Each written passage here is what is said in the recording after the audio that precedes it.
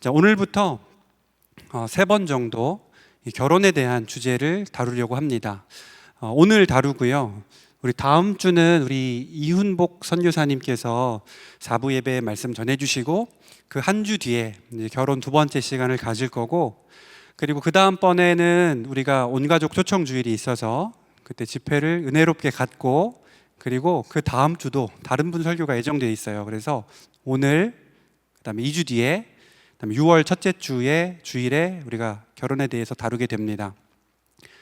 저는요, 이게 시리즈로 할 때는 우리 청년 지체들이 좀 끊김이 없이 했으면 좋겠어요. 그래서 오늘 못 오신 분들한테는 제가 개인적으로라도 좀 손길이 닿는 분들한테는 그냥 좀 보고 와라 라고 할 거예요.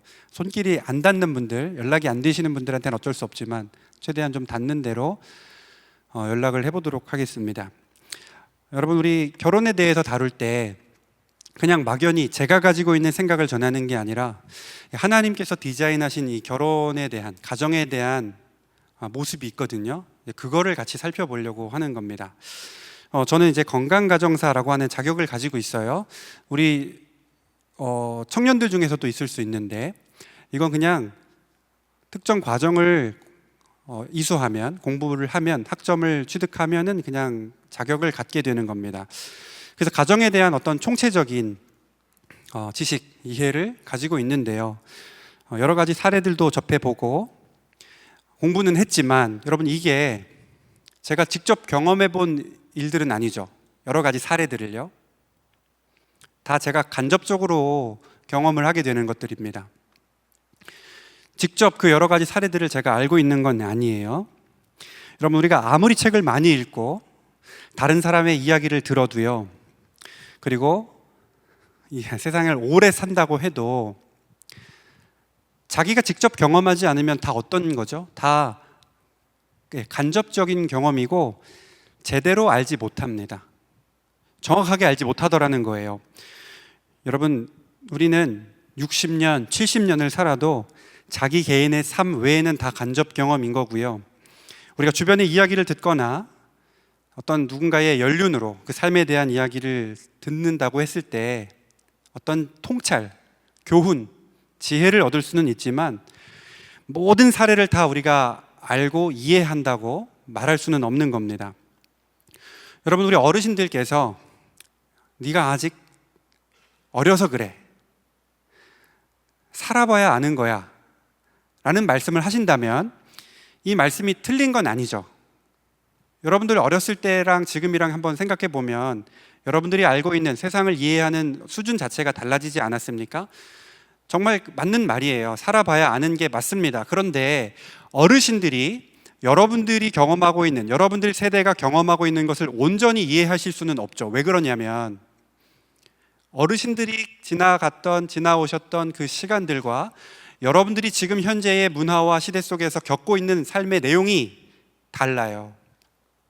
마찬가지로 여러분들도 어르신 세대를 잘 제대로 이해할 수가 없습니다.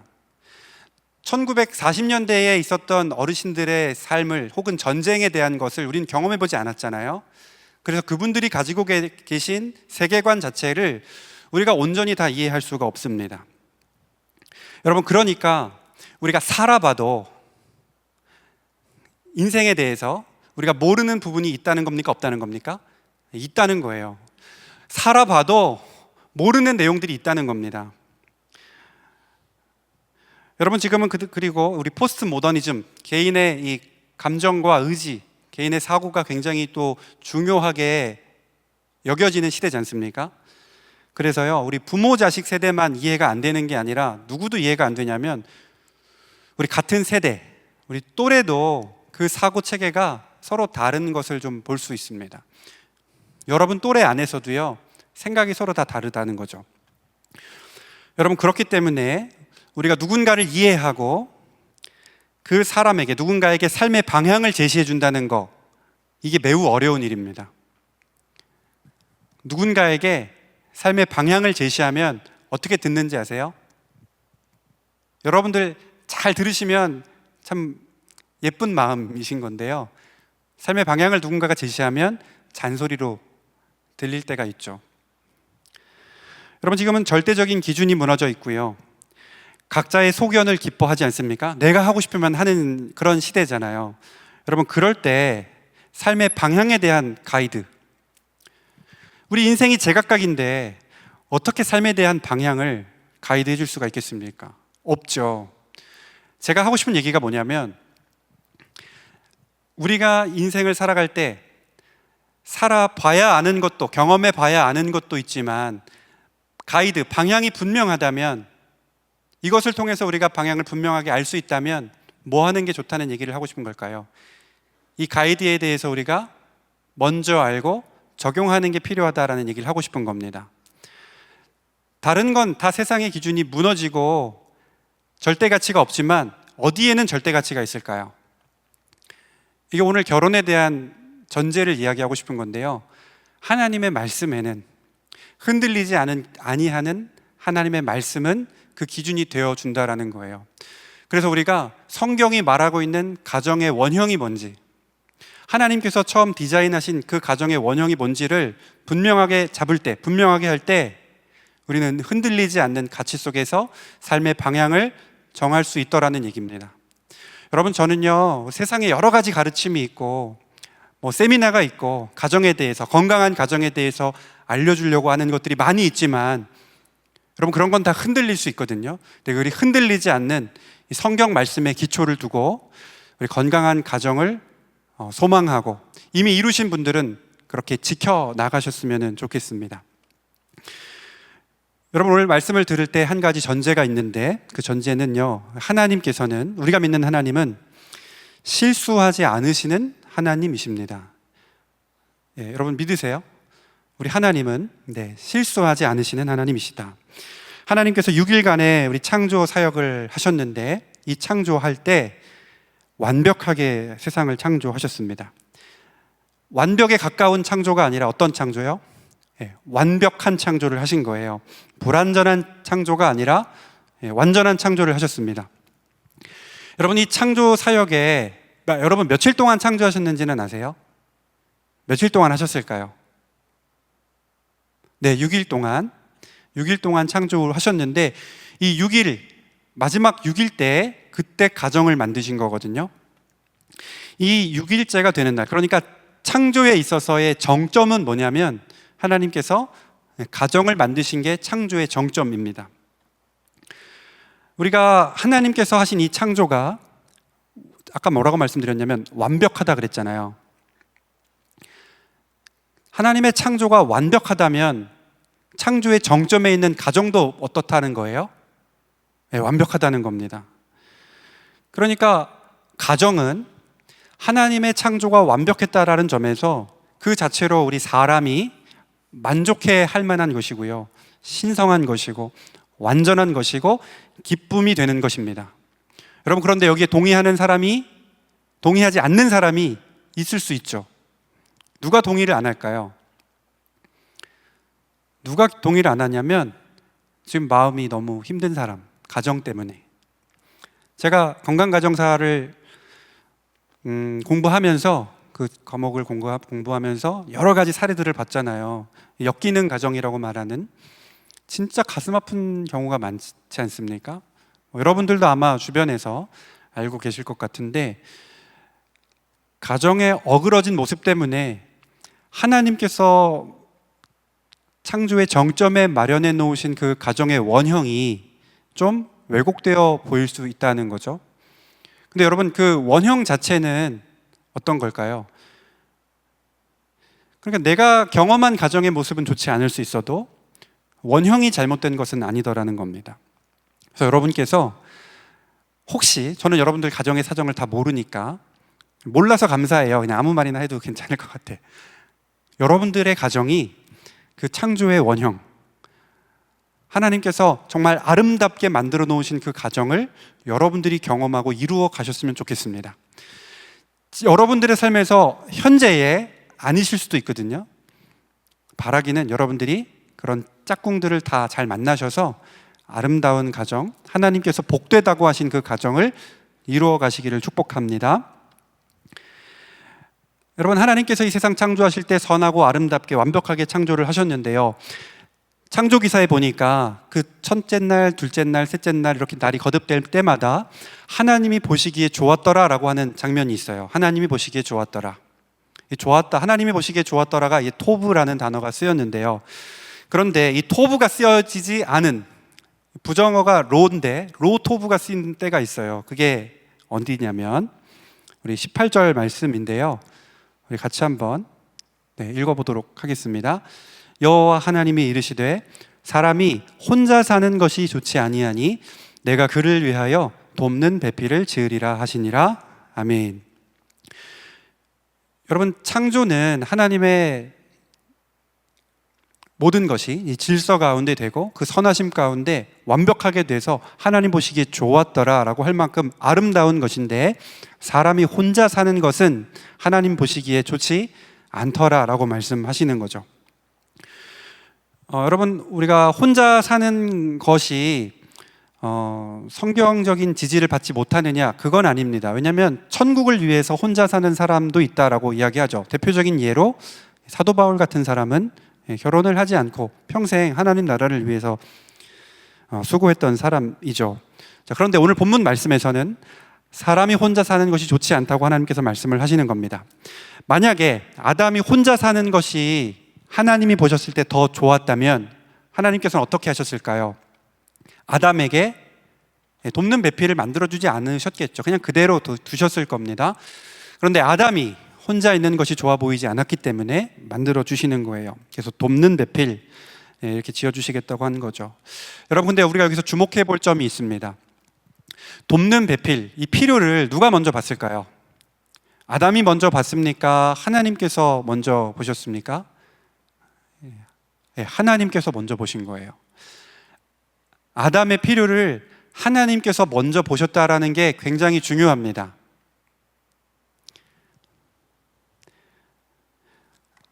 여러분, 저는요, 우리 청년들의 필요를 하나님께서 정말 잘 봐주셨으면 좋겠어요.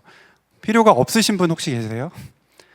다 필요하시죠. 저는 정말 간절히, 저는 굉장한 지지자입니다. 우리 그 청년들이 연애를 잘하고 결혼도 잘 했으면 하는 바람이 있는데, 그래서 하나님께서 여러분들의 필요를 보시고 그에 맞는 배우자를 허락해 주셨으면 좋겠어요. 여러분, 아담이 어떤 일을 했는지는 아시죠? 그 동물들 이름을 짓는 일을 하지 않았습니까? 동물들 이름을 짓는 일을 했는데 자기랑 어울리는 짝꿍이 없는 걸 알았잖아요. 그래서 자기랑 같은 그런 존재가 없는 걸 알고서 어떻게 보면 깊은 그 탄식 가운데 있었는데, 그걸 우리가 어디서 알 수 있냐면요, 우리 23절을 보니까 내 뼈 중에 뼈요 살 중에 살이라는 그런 말을 하잖아요. 보시면 아담이 이르되 이는 내 뼈 중에 뼈요 살 중에 살이라. 그러니까 찾고 찾았는데 못 찾다가 이제 마주하니까 이 고백을 하더라는 겁니다. 영어 성경에 보니까 뭐라고 되어 있냐면 드디어, 마침내, 제가 색깔 표시해 놓은 게 그런 거죠. 드디어, 마침내라는 어구가 삽입되어 있는 거예요. 기다리고 기다렸다가 드디어 마침내 만났다라는 겁니다. 아담이 정말 기다렸는데요. 근데 우리가 한 가지 속으면 안 되는 게 있어요. 뭐가 있냐면, 여러분, 아담이 며칠째에 창조됐죠? 사람이 6일째에 창조됐잖아요. 하와는요? 하와는 아담이 태어나고서 몇 년 뒤에 창조된 건 아니라 며칠째 되었습니까?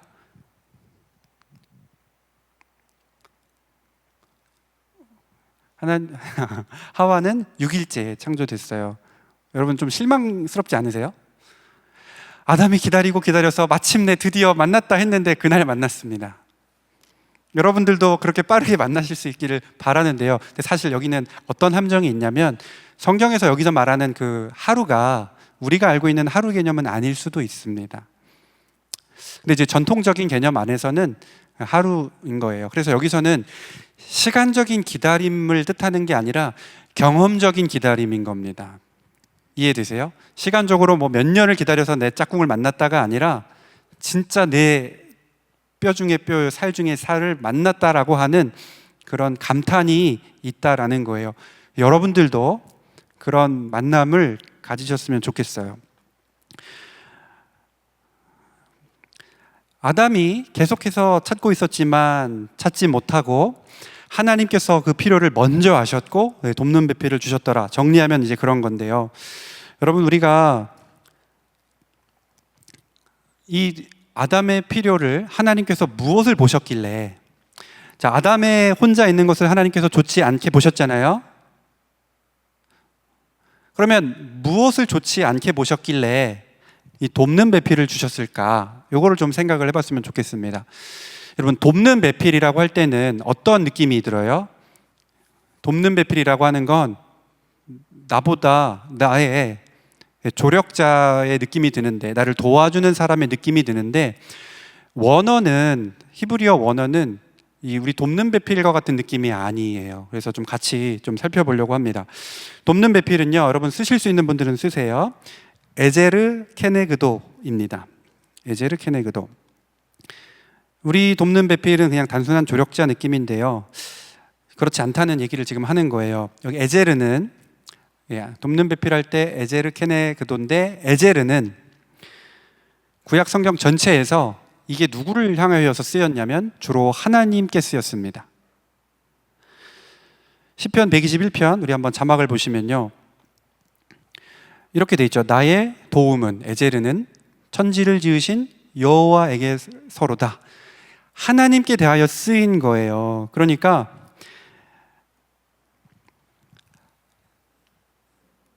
열등한 존재가 우월한 존재를 돕는 것을 가리키는 말이 아니라 생명을 지탱해주는 그런 강력한 조력자, 그런 구조자를 뜻하는 겁니다.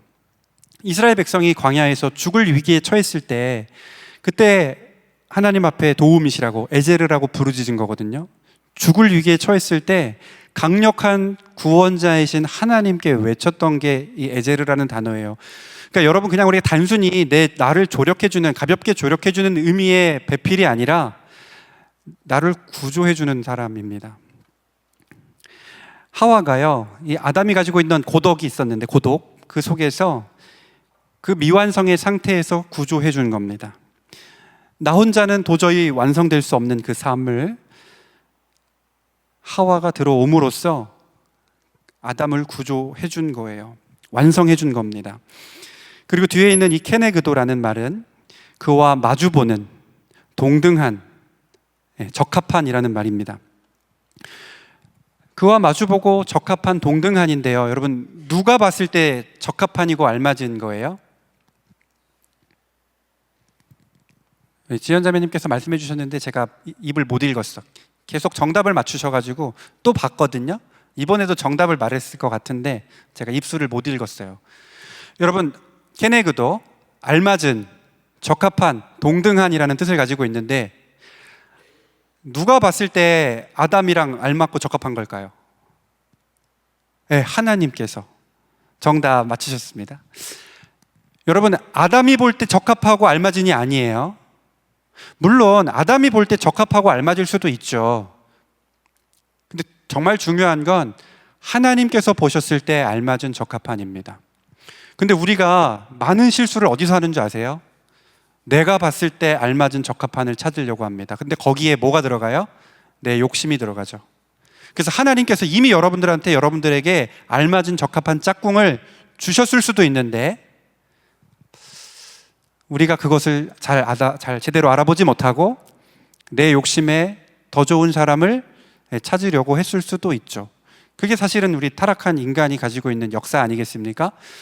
여러분, 근데 그런 실수가 여러분들 없으셨으면 좋겠어요. 근데 실수가 없는 사람은 없고, 그 실수가 줄어들거나 매우 적어졌으면 좋겠습니다. 여러분들이 결혼 잘 하셨으면 해서 드리는 말씀입니다. 여러분, 정리해 보면요, 에제르 케네그도, 이 돕는 배필은 누군가 위에서 군림하거나 복종하는 관계가 아니라 눈높이를 같이 마주하고 동등한 인격체로서 살아가는 존재, 이게 돕는 배필이 진짜 가지는 의미죠. 만약에 상대방을 남자도 그렇고 여자도 그렇고 내 편의를 위해서 어떤 보조하는 사람으로 여기면 여러분 가정에 갈등이 시작될 거고요.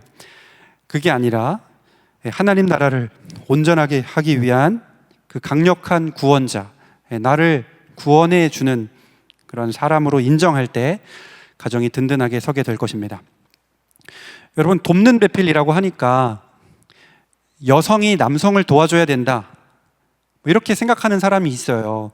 종속된 것처럼 얘기를 하는데 23절 말씀에 이렇게 돼 있잖아요. 남자에게서 취하였은즉 여자라 하리라. 남자에게서 취하였은즉 여자라 하리라. 이렇게 되니까 이 주장이 더 힘을 얻는 겁니다. 그리고 우리 유교 문화나 남존여비, 그리고 히브리 문화에서 보면 여성의 대우가 처우가 매우 안 좋았잖아요. 그래서 이 말씀을 실제로 적용하는 사람들도 있죠. 여러분들 가정은 안 그러시길 바랍니다. 남성과 여성을 구별해가지고 내가 더 높은 남자의 경우 그렇게 생각하지 않으셨으면 좋겠고, 여러분 반대의 경우도 있어요. 아담을 구해준 사람이 누구냐? 그 고독함에서 벗어나게 해준 게 하와가 아니냐?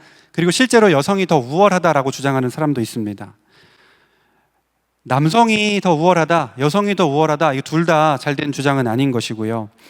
여러분, 하나님께서는 질서의 하나님이시기 때문에 남성을 질서 차원에서 우선하는 그거는 성경적인 지지를 받지만 존재적으로 둘 사이에 차이가 있는 건 아니더라는 거예요. 여러분, 남자에게서 취하였은즉 여자라 하리라, 이게 우리가 잘 와닿지 않는 말씀인데 이게 번역에 문제가 있어서 그런 겁니다. 원어는 뭐냐면 이씨에게서 났으니 취하였으니 이샤라 하리라예요. 우리 번역을 보면 남자에게서 났으니 여자라 하리라는 건 와닿지 않지만 이씨에게서 났으니 이샤라 하리라는 것은요, 그 단어가 가진 원래의 형태가 아니라 원 의미는 바뀌지 않았다는 거고요. 여성형 명사가 된 겁니다. 원래 가지고 있었던 거에 여성형 명사로 바뀐 것이 뿐이지 그 본질은 동일하다는 얘기인 거예요. 여러분, 그리고 이 남자에게서 났으니 여자라 하리라, 이게 누가 고백한 겁니까? 아담이 한 거예요. 그러니까 아담도 동물 이름 짓는 일을 했으니까 동물 이름 짓듯이 지었는지는 모르겠지만 아담이 그 본질을 정확하게 알고 있더라는 거죠. 그러니까 그 이름에 차이를 두지 않은 거예요. 여성형 명사일 뿐인 겁니다. 그러니까 남자와 여자는 동등하고요, 동등한 위치에서 조력자인 겁니다. 그리고 결정적인 건 뭐냐면 하와를 창조하신 분이 누구예요? 아담입니까? 하나님이시죠. 하나님이 하와를 창조하신 거예요. 그렇기 때문에 우리가 이런 것들을 생각을 해볼 때에 남성 우월이나 여성 우월을 주장하는 게 아니라 서로의 동등한 위치 속에서 서로를 대우해야 되더라는 겁니다. 여러분, 지금 우리 이미 결혼하신 분들도 있고 그리고 앞으로 이제 결혼하실 분들도 있는데 이런 것들을 먼저 좀 생각을 해보실 수 있으면 좋겠어요. 내 배우자를 찾을 때 내 욕심으로 찾는 게 아니라 내가 먼저 하나님께서 예비하실 에제르로 존재할 수 있어야겠다라는 그런 여러분 바람이 있었으면 좋겠고요. 동등한 입장에서 내가 상대방을 만날 수 있어야 되겠습니다. 여러분, 이제 말씀을 맺으려고 하는데요. 세상은 끊임없이 조건을 얘기를 하지 않습니까? 내게 무엇을 상대방이 해줄 수 있을지, 나를 얼마나 편안하게 해줄 수 있는지 여러 가지 기준들을 세우고 우리가 찾으려고 하고 또 준비하려고 하는데요. 우리 하나님의 창조의 질서는 다른 겁니다. 하나님은 나의 연약함을 덮고 나를 생명으로 이끌어줄 그런 영적인 에제르를 예비하시는 거잖아요. 그래서 완벽한 사람, 내 입맛에 맞는 그런 사람을 찾으려고 하기보다 내가 먼저 누군가의 그 무너진 삶을 지탱해 줄 수 있는 그런 든든한 기둥으로서 그런 참된 에제르로 준비되기를 여러분들이 기도하셨으면 좋겠습니다. 그렇게 내가 하나님의 말씀에 에제르로 서 있고자 할 때, 그때 하나님께서 완벽한 타이밍 가운데 여러분들이 마주 볼 수 있는 그 동등한 짝, 케네그도 할 수 있는 그 짝을 허락하실 것이라고 믿습니다. 지금 여기에는요, 이미 우리 신혼부부 초혼 같은 경우에 그 언약의 여정을 시작하신 분들이 계시지 않습니까? 그래서 여러분들 우리 서로를 바라보실 때는 그렇게 말씀을 서로 나눠봤으면 좋겠어요. 그냥 그런 배우자가 아니라 뭐라 그랬습니까? 강력한 구조자. 아담의 고독 속에서 하와가 건져준 것 아니겠습니까? 그래서 지금 보니까 이제 결혼한 짝꿍이 없네요. 결혼한 짝꿍이 없어요. 결혼하신 분은 있는데 짝꿍이 안 왔어, 같이. 있나요? 네. 다음에 꼭 집에 가셔서 한번 말씀해 보셨으면 좋겠어요. 고맙다고. 무엇으로부터 구조해 주세요? 나의 외로움과 고독, 나의 미완성으로부터 나를 구조해 줘서 고맙다고 얘기해 보셨으면 좋겠습니다. 창조의 정점이 뭐니까요? 창조의 정점이 여러분 가정이거든요. 그러니까 이제 그 안에서 어떻게 하면 하나님께서 아름답게 만들어 놓으신 그 정점의 가정을 누릴 수 있을지를 부부가 서로 같이 한번 고민해 보시고 누리실 수 있었으면 좋겠습니다. 우리 그리고 일반 청년들, 우리 결혼하지 않은 청년들은요, 꼭 기도하실 때 하나님 앞에 하나님 나의 필요를 봐 주십시오. 아담의 필요를 보셨던 하나님 나의 필요를 봐주시고 그 배우자를 만나게 해달라고 기도했으면 좋겠고요. 이게 좀 멀게 느껴지시는 분들도 있죠. 지금 열심히 공부하고 있는 우리 청년들도 있을 텐데 하나님께서 복되게 하신 그 가정을 꿈꾸면서 시간들을 건강하게 준비되는 그 시간들로 보내셨으면 좋겠습니다. 그렇게 하나님께서 토부 좋았다라고 좋았더라라고 말씀하시는 여러분들의 모든 가정이 되시기를 주님의 이름으로 축복합니다. 아멘. 우리 같이 찬양하겠습니다. 우리 함께 지어져 가네라는 찬양인데요. 저는 이제 설교를 준비하면서 여러 가지 궁금증이 생길 것 같다는 생각이 들었어요. 오늘 설교를 듣고서 생기는 궁금증이 있으면 여러분 목장 모임 하실 때 꼭 한번 적어서 목자분들이 취합하셔서 저한테 알려주시면 제가 한번 답을 해보는 시간도 가졌으면 좋겠습니다. 될 수 있으면 제가 가진 생각이 아니라 성경에서 이야기하고 있는 그 원형을 따라서 우리 가정을 바라봤으면 좋겠습니다. 우리 함께 지어져 가네를 우리 청년들이 해봤는지 잘 모르겠어요. 제가 네, 해봤어요? 많이 해봤대요. 너무 감사하네요. 우리 같이 한번 고백해 보겠습니다.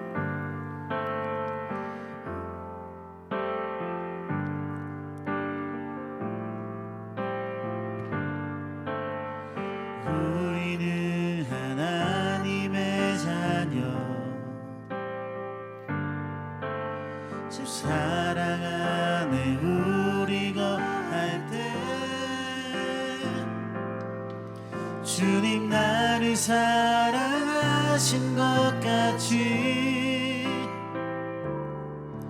우리도 서로 사랑할 수 있네. 우리는 주의 몸된 교회, 우리는 주의 몸된 교회,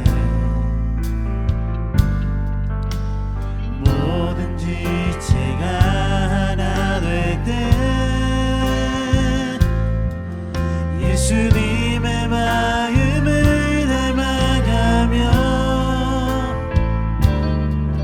고통과 즐거움 함께 나누네. 하나님 안에서 우리 서로 이어져 성전이 되네.